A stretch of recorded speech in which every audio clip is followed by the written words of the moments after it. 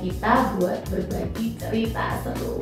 Seru banget, hari ini adalah episode pertama dari UNS Podcast. Dan hari ini juga kebetulan Damai Putra Group sedang berulang tahun yang ke-41. Nah, dan hari yang spesial ini, di episode pertama ini kita dapat narasumber yang juga pastinya seru gitu ya. Karena ngomongin soal podcast, pembicaraan apa sih yang bakalan seru? Pastinya seputar digital personal branding. Nah, kalau bicara soal digital personal branding, hari ini narasumbernya seru banget dan pasti kompeten untuk bisa berbagi cerita bareng kalian, bareng kita di sini.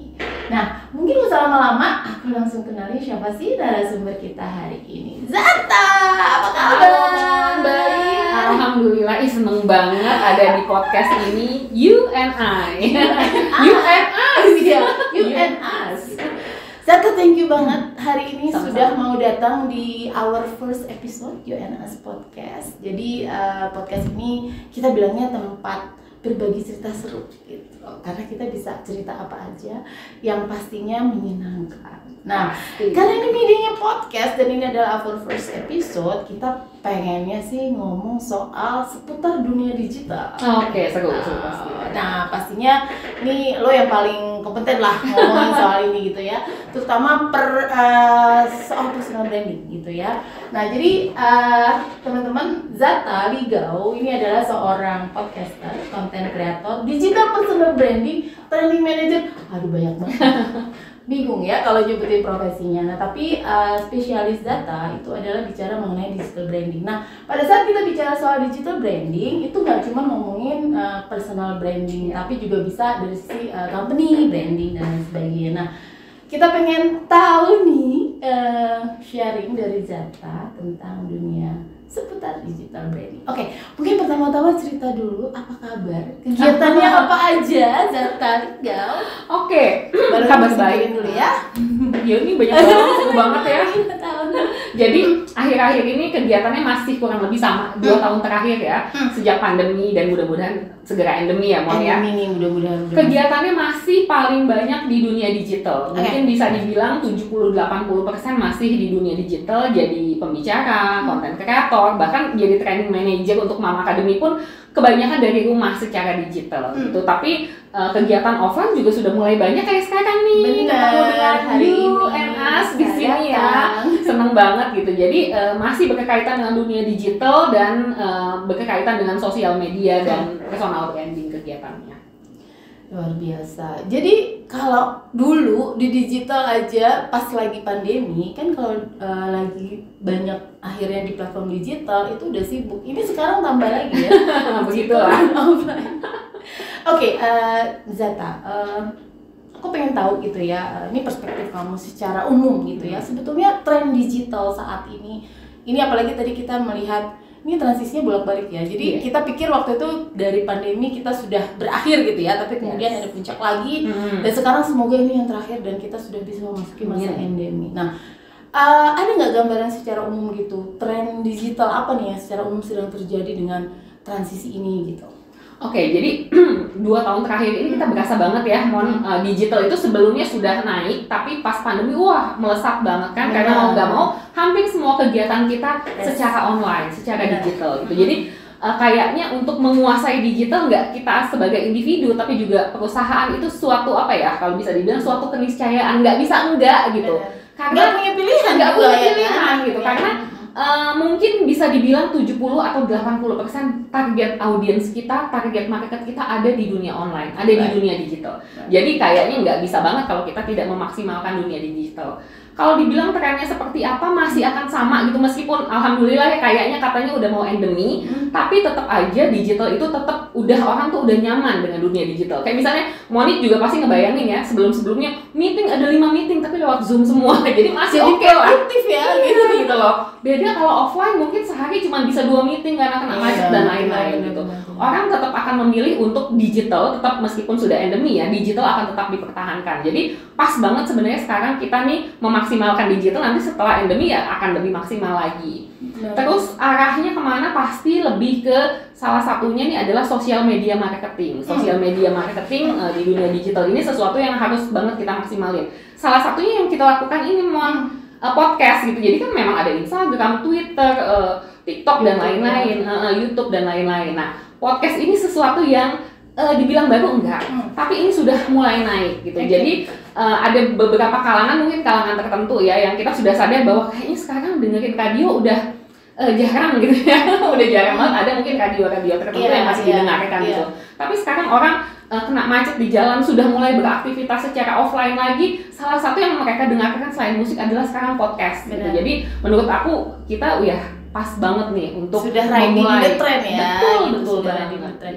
Tapi memang benar sih, walaupun sekarang memang orang-orang sudah mulai confident ya untuk beraktivitas di luar ruang, tapi kayaknya trennya bakalan berubah menjadi hybrid ya. Yes, Saya bakalan kayak ya karena udah ada perubahan habit orang-orang gitu kan, mereka juga jadi lebih awareness-nya terhadap kesehatan, menjaga protokol itu jadi udah kebawa ya nggak sih gitu ya. Jadi sekarang kalaupun akhirnya melakukan aktivitas ya mereka pasti sudah berpikir aduh tetap saja membatasi gitu. So that's why ini this combination antara offline dan online activity ini will be, I think it's a perfect combo ya gitu ya. Karena memang kayak actually we can attack lebih banyak target nggak sih? Nge-reach lebih banyak target. Bener banget Mon. Since you mention ya hybrid itu keren banget. Itu harus dipertahankan. Karena gini, sekarang itu adalah eranya gini. Misalnya nih Monik ngadain acara di sini di Bekasi. Pasang e-flyernya misalnya seru banget nih acaranya. Biasanya malah banyak komen, ada yang dari daerah, misalnya dari Manado, dari Makassar dan lain-lain. Aduh kapan dong diadain di sini? Nah jauh banget gitu.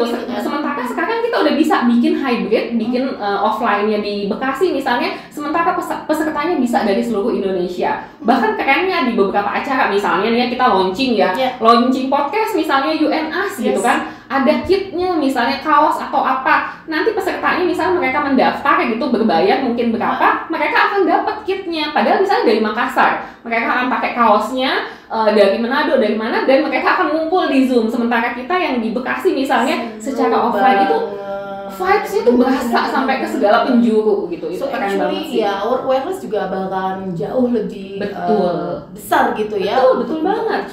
Benar. Oke, ini bicara lagi soal tadi kita bicara hybrid gitu ya. Tantangan gitu kan. Kita tahu bahwa ini kita bicara ada personal branding, ada company branding gitu ya. Ya mungkin sebetulnya secara prinsip mungkin sama ya Zata ya. Nanti mungkin Zata bisa kasih perspektif gitu. Ada nggak sih bedanya sebetulnya dari sisi seorang kita personal branding dan juga dari sisi company branding gitu dalam kaitannya dengan dunia digital gitu. Nah, tantangannya apa ya gitu, karena kan gini, nggak semua perusahaan gitu ya, mungkin kalau udah bicara personal sekarang udah kayak everybody narsis banget gitu ya, udah masuk ke dunia digital gitu. Tapi kalau bicara perusahaan kan maybe gitu ya, not everyone ready gitu ya untuk akhirnya masuk ke dunia digital, apalagi yang sudah terbiasa dengan pola-pola yang konvensional misalnya, pola-pola yang mungkin a bit aman lah ya gitu bahasanya kan, yang agak sulit gitu menerima hal-hal yang baru gitu. Zata punya perspektif nggak di situ? Tantangannya gimana ya? Maksudnya butuh personal maupun company branding through social media, through digital. Oke.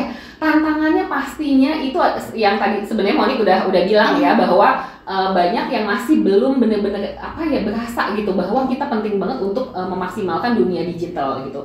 Paling cara mengatasinya adalah lewat edukasi. Karena misalnya gini, banyak sekali perusahaan-perusahaan termasuk BUMN ya, beberapa waktu yang lalu aku juga kebetulan kan menjadi narasumber di sana. Itu banyak banget yang belum ngeh soal pentingnya digital gitu. Padahal sebenarnya pasar kalian tuh ada di sana semuanya, ada di dunia digital, masa sih masih nggak mau? Masih ada yang menganggap remeh misalnya gini, aduh kalau digital doang ya udah nanti syukurlah staff siapa yang ngerjain gitu. Padahal ini kan bukan one man show ya, ini harus tim gitu. Balik lagi ke soal bisnis branding dan personal branding. Ya perusahaan harus punya bisnis brandingnya. Sementara kalau memang sudah jadi nih, bahkan dia bisa menguatkan dengan minta staff atau karyawan untuk membangun personal branding masing-masing.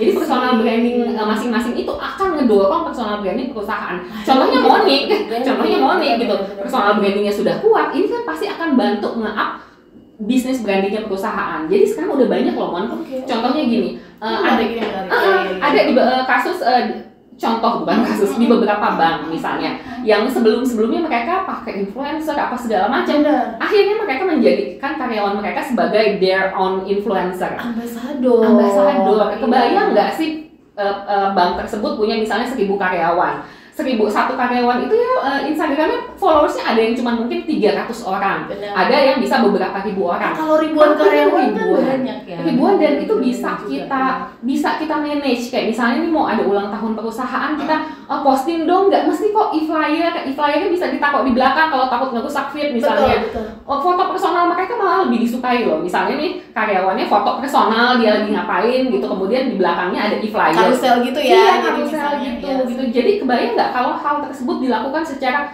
terus-menerus dan konsisten, itu brandingnya luar biasa gitu. Jadi akhirnya di situ sih tantangannya adalah kita memang banyak yang belum sadar, jadi harus ada edukasi. Tapi ini menarik ya, sinergi antara personal branding masing-masing karyawan, kemudian akan puncaknya gitu ya, ini bisa sebetulnya menjadi satu company branding yang baik gitu ya. Nah pada saat masing-masing karyawan as a personal gitu ya, akhirnya juga aktif gitu ya, dan bisa juga ikut mempromosikan perusahaannya, of course dengan cara-cara mereka ya, tidak harus hard sell pastinya gitu, itu juga secara gak langsung itu pasti ikut mendongkrak gitu sebetulnya image perusahaan. Benar banget. Ini menarik nih, jadi personal branding dan company branding ini sebetulnya ini area yang I don't think every company berpikir serius ya di sini ya, tapi ini menarik gitu. Nah, ini sekarang bicara tadi ya gitu, kita bicara personal branding dan company branding gitu. Sebetulnya ada nggak sih bedanya apa gitu? Karena kan gini, tantangannya kalau kita bicara company branding, branding and promotion gitu ya, pasti by the end of the day itu adalah kan masalah target gitu ya. Kalau kita bicara personal branding gitu, kayak misalnya kayak lu gitu ya, atau gue gitu, kita kan kadang-kadang kita tahu nih siapa yang mau kita tap gitu ya, dari apa yang ingin kita sampaikan di sosial media kita. Pastinya akan tergantung misalnya kita hobinya apa, passionnya apa gitu. Whatever yang kita kerjakan, yang kita sukai, itulah yang akhirnya dipersif oleh publik gitu ya. Mungkin akhirnya mostly target kita lebih ke mass gitu. Nah tapi kalau kita bicara branding perusahaan, ini kan kita nggak bisa semuanya kita tap gitu ya, untuk target. Nah challenge-nya tuh adalah bagaimana memilih target yang tepat gitu ya, pada saat kita bicara branding perusahaan. Karena kan kita mikirnya pasti ya mostly ya harapannya menengah ke atas gitu ya. Nah Zeta melihatnya gimana? Nah kalau ngomongin ini sebenarnya akan lebih dalam lagi. Jadi sebenarnya gini, kalau ngomongin bisnis branding dan personal branding ini sesuatu yang ya kurang lebih sih, kalau bedanya ya kalau personal untuk individu, untuk diri sendiri, kalau bisnis branding untuk sebuah bisnis atau sebuah company ya. Nah kalau sudah ngomongin company branding itu tadi panjang tuh urusannya. Kalau soal tadi targetnya siapa, itu sudah harus ada tim. Nanti kita akan bisa bikin sesi lagi nih podcastnya kayak khusus untuk company branding nih. Jadi sudah harus ada tim. Sekalian juga ya, maksudnya edukasi untuk company yang masih mikir maksimalin nggak, ini udah harus dimaksimalin dan sudah harus ada tim. Karena banyak perusahaan-perusahaan yang masih udah pakai aja sih, siapa tuh yang kerjaannya sedikit, udah dia aja yang jadi tim sosial media. Jadi kayak nggak menjadi sesuatu yang penting banget. Tidak menjadi sesuatu yang penting gitu, karena mungkin si orang itu juga merasa wah ini bukan tugas gua, dia setengah-setengah. Sementara sekarang ini di mana kita udah tahu 70-80% target audiens kita ada di dunia digital, kok bisa-bisanya lu nyuruh satu orang yang nggak jelas siapa gitu untuk nanganin branding lu secara digital gitu. Jadi sekarang sudah saatnya memang ada satu tim khusus gitu yang akan menjaga konsistensi, yang akan nentuin itu kan harus dari riset. Jadi kalau ditanya siapa nih target pasar yang tepat, gue nggak bisa jawab. Itu harus apa sih timnya yang melakukan survei. Udah misalnya nih kita targetnya adalah menengah ke atas, usia sekian sampai sekian, penghasilan sekian sampai sekian, pendidikan ini segala macam. Itu kan ya kalau misalnya gue bisa bilang wah ini perusahaan lu nih kayaknya harus menengah ke atas nih gini-gini soalnya gini-gini. Iya benar gitu, tapi apakah itu terbukti ya? Salah satunya lewat survei. Benar enggak? Ternyata yang mampu membeli perusahaan properti kita misalnya adalah bukan yang penghasilannya dari sekian sampai sekian, masih di atasnya lagi atau bahkan di bawahnya aja udah bisa gitu. Jadi jangan sampai salah, itu tetap harus ada tim yang melakukan survei untuk memastikan bahwa kita benar target pasarnya. Karena jadi panjang nih Mon. Iya. Terus. Kalau di dunia digital itu gitu, ngomongin soal digital marketing, saat kita salah nentuin target persona, lu sampai ujung salah. Susah ya, Kayak dari gini, awal udah salah. kayak misalnya gini Mon, lu pokoknya menurut gue nih kayaknya target pasar kita ini adalah size apa gitu ya, kalangan ini gitu loh. Udah kan jadi semua konten marketing lu adalah lu berbicara kepada target pasar tersebut, misalnya menengah ke atas gitu kan. Udah capek-capek bikin konten untuk setahun, ternyata setelah disurvei lagi, diulik-ulik lagi, ternyata misalnya ya targetnya adalah menengah ke bawah. Ya udah lu setahun ngomong percuma karena lu ngomong bukan sama target yang tepat, nggak kena gitu. Jadi ya intinya itu tadi, survei dulu, tim dulu. Actually this is a serious job ya, gitu. Itulah kenapa makanya menjadi content creator, menjadi podcaster atau menjadi digital creator ini emang pekerjaan yang populer sepanjang masa ya. Udah ada istilahnya kan sekarang creators ekonomi. Nah, creators ekonomi luar biasa. Nah tadi bicara soal target, tapi bener ya gitu. Memang riset sama aja sih sebetulnya. Itu artinya kalau kita di perusahaan mulai dari kayak product development itu kan semua juga harus ada riset ya, betul. Termasuk content development pun gitu ya juga harus ada. Jadi this is a serious job gitu sebetulnya ya. Jadi nggak bisa cuman ya udah deh dia nggak ada kerjaan suruh aja dia bikin posting aja yang penting ada posting, nggak bisa begitu kan sebetulnya ya. Artinya emang harus dipikirin bener-bener gitu. Seperti halnya mikirnya selevel yang sama kayak kita harus meng-create produk gitu ya. Jadi harus ada research stage yang harus kita lakukan. Oke, ini berkaitan tadi sama target. Nah ini akhirnya tadi ngomongin konten ya. Ngomongin konten nih. Kalau udah ngomongin konten ini lucu nih. Ini tricky nih sebetulnya. Kalau bicara secara umum ya Zeta, challenge-nya itu kan membuat konten ya gitu. Kalau saat ini nih secara umum ya kita nggak bicara baik both of personal maupun company branding gitu ya, branding perusahaan maupun branding personal. Sekarang ini yang lagi tren gitu ya. Kalau bicara konten dan platform gitu ya. Karena kan ini bisa dua hal ya. Pastinya platform itu kan punya goals beda-beda ya gitu ya. Jadi ya Instagram, YouTube, Facebook itu punya peran yang beda-beda gitu. Kenapa akhirnya orang memilih platform itu? Nah, berarti ini dua pertanyaan gitu. Konten dan platform yang kira-kira sekarang ini menjadi tren gitu ya. Seperti apa sih gitu yang kira-kira secara umum ya? Apa gitu, platform dan juga gitu ya. kind of type of content gitu. Oke, kalau ngomongin platform sih kurang lebih ya masih sama aja kurang lebih kayak tahun lalu. Pokoknya Instagram masih salah satu platform yang paling stabil. Stabil ya. Jadi sampai sekarang pun masih oke banget gitu. TikTok, nah TikTok juga kan lagi happening banget sebenarnya sih gini. Mumpung lagi happening, kalau bisa kita maksimalin, gitu. Tapi tetap ada sosial media atau platform lain yang benar-benar udah stabil kayak misalnya YouTube juga oke. Nah sekarang ya seperti yang kita lakukan podcast ini sudah mulai sebelum-sebelumnya orang, emang ada sih yang dengerin podcast, hanya orang-orang tertentu. Tapi sekarang pada buktinya sudah makin banyak yang mendengarkan podcast karena apa? Podcast itu dia itu ada niche-nya gitu loh. Itu satu. Jadi misalnya gue pengen lagi pengen dengerin tentang pengembangan diri, topik pengembangan diri spesifik ya. Yang spesifik. Kalau di radio kan lu harus nunggu ya sesuai jadwal dia gitu kan. Ini we can choose, we can select ya. Pilih, bahkan kita bisa denger ulang. Kalau radio juga di jam-jam tertentu ini enggak, gue mau dengerin tentang personal development. Ya sekarang nih mumpung lagi macet ya udah setel aja misalnya podcastnya gitu. Jadi podcast ini mulai digemari sih sebenarnya terutama ya di kota besar ya, karena salah satunya mengisi waktu dan sambil nyetir, macet dan lain-lain. Bahkan sekarang trennya nih kalau mungkin di kalangan menengah ke atas kali misalnya sambil jogging juga sebelumnya dengerin musik ya. Jadi gak cuma musik ya, dengerin kita cerewet kayak begini gitu ya, ngobrol-ngobrol begini. Dengerin podcast, dengerin buku, sekarang kan audiobook, trennya ke arah situ gitu. Jadi podcast pas banget. I heard ya. Jadi kayak memang kayak dibacain buku gitu kan gitu. Cara ya banyak yang males ya kan. Males dan gak ada waktu. Jadi kayak sambil jogging, sambil treadmill gitu. Semua digabung-gabungin kan pengennya gitu ya. Menarik. Gitu sih. Jadi kalau platform tetap ya masih Instagram, TikTok, YouTube, dan sekarang ke podcast. Kalau konten ya kalau ngomongin Instagram sama TikTok ya pasti lebih ke video ya, video yang ada musiknya, yang ada joget-jogetnya, reels misalnya. Kalau YouTube ya konten-konten yang disukain ya tergantung tren sih. Oke. So memang sebetulnya tadi ya balik lagi ke kata riset gitu ya, bahwa this is area yang sebetulnya harus dipikirin gitu ya, bahwa membuat konten itu sebetulnya nggak bisa asal-asalan gitu. Benar. Riset itu juga salah satunya adalah banyak mencari referensi benar ya gitu ya. Kayak sekarang kan luar biasa gitu, di sosial media tuh dengan banyak banget pilihan platform yang kita bisa pilih gitu ya, apa yang kita nyaman, apa yang kita suka. Di situ juga banyak banget cara-cara membuat konten. Konten-konten apa yang lagi viral, konten-konten apa yang lagi ngetrend gitu ya.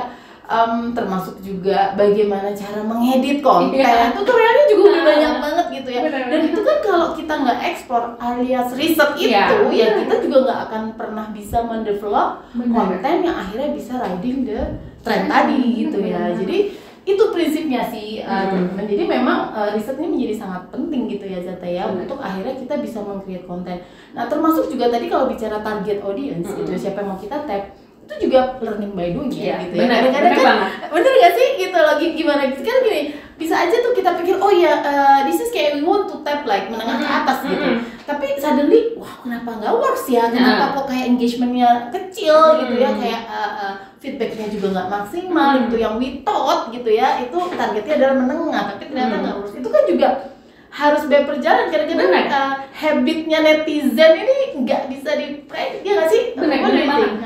Karena itu kenapa kalau kita ngomongin soal digital, apalagi ngomongin sosial media, ada nama ya tetap harus ada analisa ya. Kita sudah misalnya udah dapet nih target persona kita, target audiens kita ini ya dari hasil riset gitu. Tapi kok 6 bulan misalnya tapi nggak ada perubahan yang signifikan ya boleh dicek dan dicek lagi. Ternyata memang mungkin masih sama ya, target pasarnya masih sama, tapi ada perubahan gaya hidup, perubahan tren kemana segala macam kayak gitu. Karena kita nggak bisa nyamain misalnya ini menengah ke atas berarti bikin kontennya harus gini. Misalnya ada perusahaan apa misalnya Nike atau Adidas bikin konten seperti apa, itu pasti dapat nih karena itu kan menengah ke atas misalnya. Belum tentu diaplikasikan ke kita works ya, belum tentu gitu. Kalau di dia works belum tentu di kita works. Jadi tetap harus ya itu belajar dari perjalanan diri kita sendiri. Bener banget. Betul, sama kayak personal branding ya, personal branding itu ya. Artinya gini, kita juga nggak pernah tahu gitu kalau kita tidak berproses dengan perjalanan kita mendevelop konten, right gitu loh.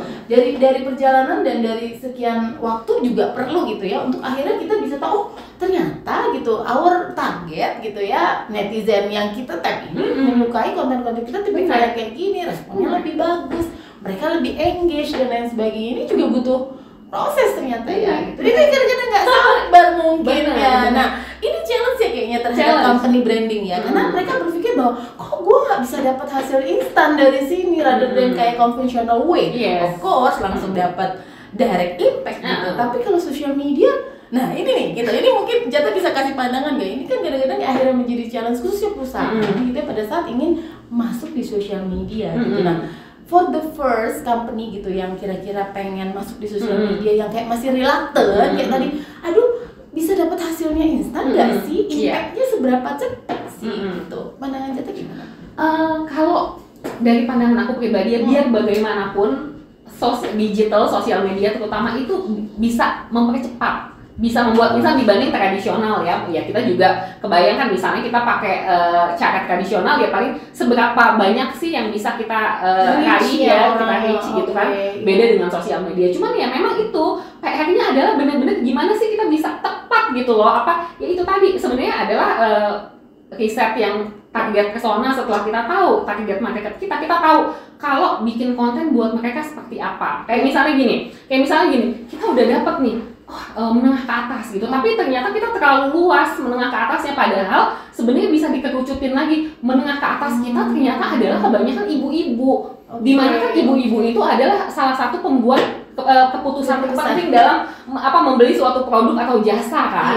Mau yang punya uang bapaknya, suaminya gitu, mau beli mobil aja kadang-kadang atau rumah ya, keputusan terakhir pasti ke istrinya gitu kan. Jadi ternyata kita salah selama ini mungkin bikin kontennya yang terlalu luas gitu, ternyata pas bikin kontennya lebih ke arah ibu-ibu. Misalnya apa? Kemarin ada tren apa layangan putus gitu, terus kita bikin konten yang agak-agak riding gitu kayak gitu, ternyata malah engagementnya bagus dan segala macam gitu. Jadi sebenarnya adalah ya ini trial and error juga gitu, tapi kabar baiknya adalah kalaupun agak-agak error atau belum ini nggak semahal yang kalau mungkin kita tradisional apa gitu. Itu sih kalau dari pengalaman aku aja. Sebetulnya lebih efisien dengan digital ya gitu, benar-benar. Dan kita juga bisa selalu merubah, mengganti strategi sebetulnya dengan sangat mudah gitu, karena itu sebetulnya kalau memang dianalisa dengan baik bisa dipelajari gitu ya, pola-pola apa sih, karena memang kalau bicara algoritma ini juga gimana tren nggak ketebak juga gitu ya, makanya harus mencoba segala cara gitu ya. Jadi kayak aduh, ini kayak anak sosmed nih biasanya kan mesti tahu nih algoritma gini YouTube lah, Instagram lah, segala macam gitu, tapi kenyataannya beda udah kayak bener gitu, kayaknya udah dipelajari tapi masih still nggak works kadang-kadang gitu ya. Jadi emang trial dan error itu oke gitu ya pada saat kita bermain di digital platform. Iya, dan itu juga relatif instan kok. Kalau yang mau pengen instan, ini sebenarnya digital ini udah yang paling instan sih sebenarnya kalau ya. Cuma memang kan gini, mungkin tergantung tujuannya kali ya Zata ya, karena memang kenyataannya sekarang orang dulu berpikir bahwa social media itu hanya lebih kepada awareness, engagement. But by the end of the day sekarang itu bahkan beberapa perusahaan, misalnya salah satu perusahaan properti itu justru bisa mendapatkan leads atau calon konsumen yang akhirnya sudah matang gitu ya, udah mau beli properti gitu, itu melalui Instagram gitu. Itu luar biasa sih gitu. Jadi ternyata sebetulnya memang impactnya juga bisa direct ya gitu. Tergantung tadi gitu loh, asal risetnya tepat gitu, pemilihan targetnya tepat, kontennya juga tepat, konten juga pasti akan menarik juga gitu. Dan ini jauh lebih murah gitu ya dari sisi investasi untuk biaya promosi. Tadi ngomongin konten gitu, mungkin kalau sampai ada yang melakukan pembelian tertarik karena lihat konten Instagram, karena menengah dan menengah ke atas salah satu yang mereka sukai adalah Instagram, karena Instagram itu emang gaya hidup banget, memanjakan mata banget sih. Nah, itu ada di situ semua calon konsumen kita. Saat kita bikin konten yang tepat, ya langsung kena gitu kan ya. Sesimpel itu. Seru banget. Tapi tadi lucu ya gitu. Mungkin sebelum lupa, waktu Zata ngebahas soal bahwa perempuan itu sebagai decision maker gitu ya. Kita bicara perempuan yang mungkin kita apakah dia sudah berkeluarga atau belum gitu ya, kan memang powernya ada di dia ya, being decisive gitu ya untuk memutuskan apa yang ingin dia adopsi atau dia beli gitu kan. Nah, tapi itu lucu. Tadi pada saat misalnya kita tahu nih bahwa mungkin yang punya power pembeliannya itu adalah misalnya kita tahu suaminya, dia dengan posisinya sekian, misalnya kita bilang professionals gitu ya, dengan kerja minimum levelnya misalnya direktur level misalnya gitu. Terus kita pikir, direktur level, profesional, sukanya konten yang begini. Ternyata yang mutusin itu bininya gitu loh. Karena bininya nggak suka konten yang terlalu serius misalnya. Iya benar. Dan mungkin si bapak direktur itu udah nggak sempat browsing saja karena ngeliat istrinya. Bininya gitu kan, istrinya. Nah, terus akhirnya ternyata tapi istrinya kalau bisa dikasih konten yang bisa serius yang kita bikin buat level direktur nggak kena gitu. Tapi justru memang konten-konten yang fun, jangan lewat TikTok tiba-tiba istrinya direktur itu tertarik pada satu produk gitu. Itu lucu sih. Terus memang kan kita nggak bisa diprediksi juga ya. Itu jadinya customer behavior ya. Panjang lagi kapan-kapan itu ngomongnya. Kita bahas lagi. Aduh, kalau udah bicara digital platform, dunia digital ini terlalu banyak ya spektrumnya gitu. Tapi ini kita tipis-tipis dulu nih, bahasnya tipis-tipis dulu sama Zata. Nanti kalau perlu kita punya series of education nih sama Zata. Boleh. Seputar digital ya gitu ya, dengan Zata Legal. Seru banget. Oke. Ini pertanyaan terakhir mungkin ya, tapi menurut aku penting gitu. Kalau kita bicara mengenai tadi ya gitu, personal branding ataupun digital company branding gitu, kan kadang-kadang nggak semua orang punya kemampuan gitu ya, atau kemampuan ini dalam arti dari sisi technical maupun confidence gitu, self confident gitu ya. Nah ini how to start gitu, karena kadang-kadang itu challenge ya kan. Satu, dia nggak merasa punya technical skill misalnya gitu, tools, technical skill, dan gue orangnya pendiam gitu. Kayak gue orangnya introvert gitu. So kalau bicara masuk ke social media itu kan artinya harus seseorang yang very talkative gitu, yang kayaknya nggak malu untuk tampil dan dan lain sebagainya. Ini kayak ini challenge semua orang gitu. Kayak misal company pun gitu, waduh nih company biasanya formal gitu, tapi suddenly formal masuk ke sosmed kok kayaknya kayak agak-agak khawatir gitu, nggak menarik gitu misalnya, itu nggak attractive enough gitu. Nah jadi itu itu menarik menjadi diri sendiri. Aku juga sempat ngobrol juga nih ya sama teman-teman juga di Damai Putra yang memang anak-anak konten juga gitu. Itu menarik. Ini kata-kata sama persis. Kita bicara bagaimana kita tidak berubah, menjadi diri kita sendiri gitu ya. Be itu personal maupun itu perusahaan gitu. Artinya kita kalau masuk ke sosial media gitu membuat konten, sebetulnya tidak ada namanya kompetisi. Iya. Benar nggak sih gitu ya? Bahwa kompetisi kita itu adalah dengan personal kita atau perusahaan kita sendiri gitu. Gimana kita bisa belajar itu tadi gitu ya untuk mencari celah itu sebetulnya persona kita nih seperti apa gitu, apa image yang ingin kita tampilkan dan menjadikannya itu tadi konsisten atau punya ciri-ciri tadi ya Zata ya kalau bisa menyebutkan yang akhirnya lambat laun itu orang akan merecognize. Benar nggak sih? Benar banget. Jadi kayak misalnya satu perusahaan A gitu dengan perusahaan B yang industrinya sama ya, dia ngeliat perusahaan B yang kayaknya keren banget, dia bikin konten begitu gayanya, bikin dong kayak gitu. Sebetulnya kan nggak perlu ya gitu. Justru kita menggali sendiri kekuatan kita, style kita, gaya-gaya kita gitu yang kita pikir bisa unik gitu. Sebetulnya menjadi konten kita nih, menjadi tren atau menjadi viral itu kan sebetulnya apakah benar harus meriding the viral yang lagi happen gitu. Ini kadang-kadang gini. Ini aku nggak tahu ya. Ini gue kayak perlu banget perspektifnya Zata gitu kan. Kadang-kadang gini. Gimana sih cara membuat konten yang mereka udah paling gampang riding yang sesuatu lagi populer, sesuatu yang lagi viral, yang lagi heboh gitu. Apakah benar seperti itu atau sebetulnya kalau kayak gitu kan agak susah ya. Misalnya kayak yang lagi viral tuh misalnya topik A gitu. Waduh, gue kayaknya nggak bisa masuk ke topik itu. Kayaknya mau riding on juga nggak cocok gitu kan. So how gitu. Kadang ada juga, jadi kayak nggak pede gitu. Untuk ini kalau ini lagi heboh dan gue nggak bisa riding on dan kayaknya nggak cocok masuk. Terus gimana nih caranya gue bisa masuk gitu, mengutilize apa yang sedang terjadi, tapi tetap nggak merubah gaya gue gitu. As a personal maupun perusahaan gitu ya. Ini menarik banget. Riding on gitu ya, kan sekalian ya numpang kita kan itu akan mempercepat waktu, meningkatkan viralitas gitu ya, engagement juga kan. Gue saranin sih kalau bisa tapi kalau sesuai dengan personal branding kita atau bisnis branding kita, kalau bisa secepat mungkin. Justru gue saranin kalau mau riding on cepet-cepet, jadi bahkan kalau bisa ada waktunya. Kayak misalnya sesuatu lagi viral baru hari ini, kalau bisa besoknya kita udah bikin, jangan misalnya basi ya. Bener, kayak misalnya contoh kayak layangan putus atau pas dulu sekarang udah hilang atau Squid Games misalnya gitu ya, pas lagi ini mungkin lu ngeliat misalnya udah viral, kemudian ada satu perusahaan besar bikin, ih lucu ya, terus ada lagi lu lihat ada, ih lucu ya, lama-lama ih basi kan gitu. Itu bahkan sebenarnya seminggu aja udah basi loh kalau menurut gue ya. Jadi kalau mau ngikutin hati-hati juga untuk riding the viral atau the popular things ini ya. Benar banget. Jadi udah seminggu itu udah maksimal, karena ada mungkin kita perlu bikin konten sendiri gitu, atau pokoknya kita minta tim editor atau tim konten bikinnya secepat mungkin. Kalau misalnya dalam 2 hari nggak kelar, mendingan nggak usah bikin sekalian, karena bikin 2 hari nanti posting baru hari ketiga mungkin udah agak-agak kurang panas gitu. Jadi sebenarnya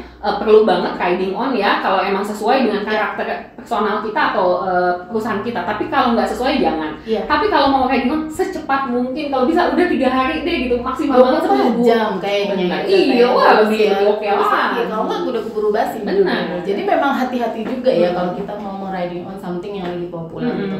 Nah tadi bicara soal personality berkaitan sama konten yang akhirnya bisa relevan dan membuat kita juga merasa tidak harus menjadi orang lain.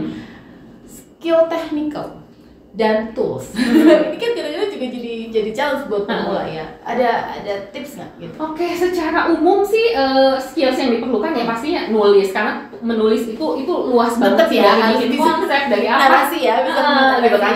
Nulis. Lalu kemudian ke fotografi, videografi, hal-hal yang memang berkaitan banget dengan konten. Cuman kabar baiknya adalah itu semua sekarang bisa dipelajari bahkan secara online. Tutorial tuh udah banyak banget.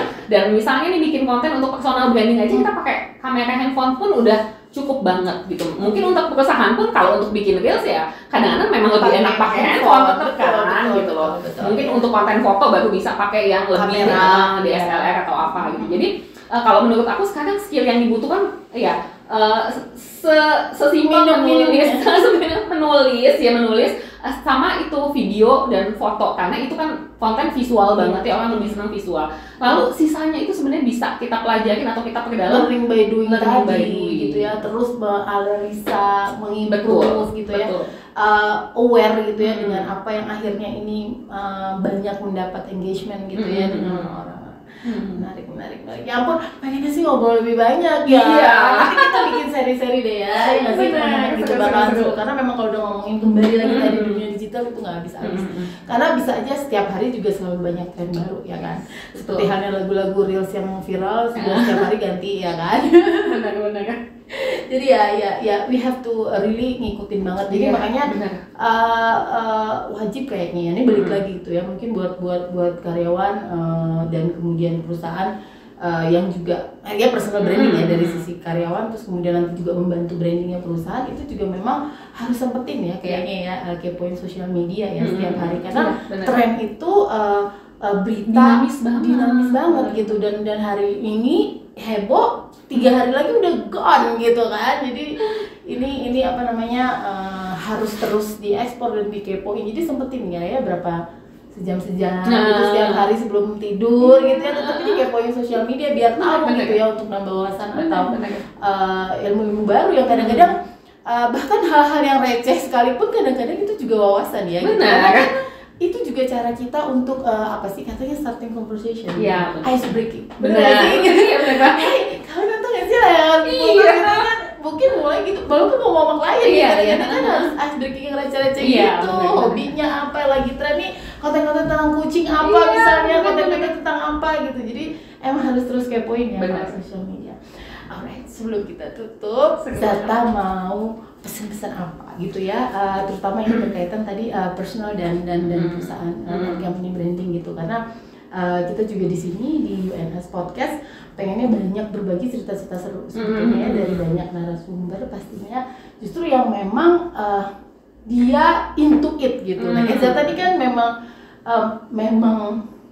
apa ya, melakukan ini gitu ya, dan start ini juga dirimu bener-bener dari nothing gitu dan sampai udah seheboh ini gitu sekarang gitu. Jadi ini ada nggak gitu pesan-pesan gitu buat kita? Intinya sih kalau ngomongin bisnis branding aja ya untuk company terutama, bahwa jangan sampai tidak memaksimalkan digital marketing, dan kalau bisa ada tim khusus. Ini aku sering menyampaikan ini karena sebelumnya punya pengalaman. Jadi kebetulan nggak apa-apa ya masih cerita. Iya. Ada tim aku, jadi datang ke sebuah perusahaan, memang dipanggil ya untuk presentasi soal sosial media. Mereka mau sosial medianya dihandle oleh timku gitu. Dan ada hal yang menarik, ada saat udah ya presentasi apa segala macam, terus soal harga juga kan nawar nih ceritanya si bos perusahaannya. Terus ada beberapa yang mungkin bisa kurang sedikit gini, pertimbangannya adalah ini. Kemudian si bosnya itu ngomong gini, ya ampun cuma ngerjain sosial media doang, ini mah anak gue yang SMA juga bisa gitu. Nah maksudnya kebayang nggak? Jadi ininya adalah moral of the story-nya adalah masih banyak banget petinggi perusahaan yang masih menganggap ini sesuatu yang kecil. Lu gimana ini kecil, orang hampir 100% dari audiens atau target pasar kita ada di situ kok masih dianggap enteng gitu. Jadi intinya adalah memang punya timnya mungkin sesuaikan aja, nggak mesti besar-besar ya, tergantung budget. Yang penting ada tim yang benar-benar khusus ngurusin tuh sampai kelibet kan, ngurusin soal si digital ini atau sosial media marketing ini, karena di sini ini benar-benar salah satu yang akan mendukung perusahaan kita juga gitu. Jadi kalau pesan-pesan apa? Kalau bisa punya tim ya, nggak meski mungkin dimulai dari 1 orang atau 2 orang, yang penting dia sudah khusus ngurusin soal digital, nggak kecampur-campur lagi sama yang lain, tim finance, komunikasi, PR dan lain-lain gitu. So yang this mau is aku a ingetin. very important and serious job ya gitu. Benar. Gitu. Jadi perusahaan itu benar-benar harus sudah mulai memaksimalkan digital. Kalau yang sudah terus diimprove, belajar terus, learning by doing, yang belum cepet-cepet deh, bener ya? Tinggalan dari kompetitor. Lebih jauh gitu Iya, kan. benar. Zata, thank you so much. Sama-sama. Sudah hadir di UNS Podcast hari ini sebagai tamu perdana, luar biasa. Ini membuka, karena ini memang platform baru gitu ya, yang kita memang bikin gitu. Jadinya pembicaraan udah tepat nih. Yang pertama narasumbernya adalah Zata. Again, thank you so much. Jangan bosan-bosan. Nanti kita akan bikin seri-seri lagi ya untuk membahas seputar dunia digital bersama Zata Ligau. Thank you so much buat teman-teman yang sudah nonton di UNS Podcast. Sampai jumpa di topik-topik lainnya. Bye.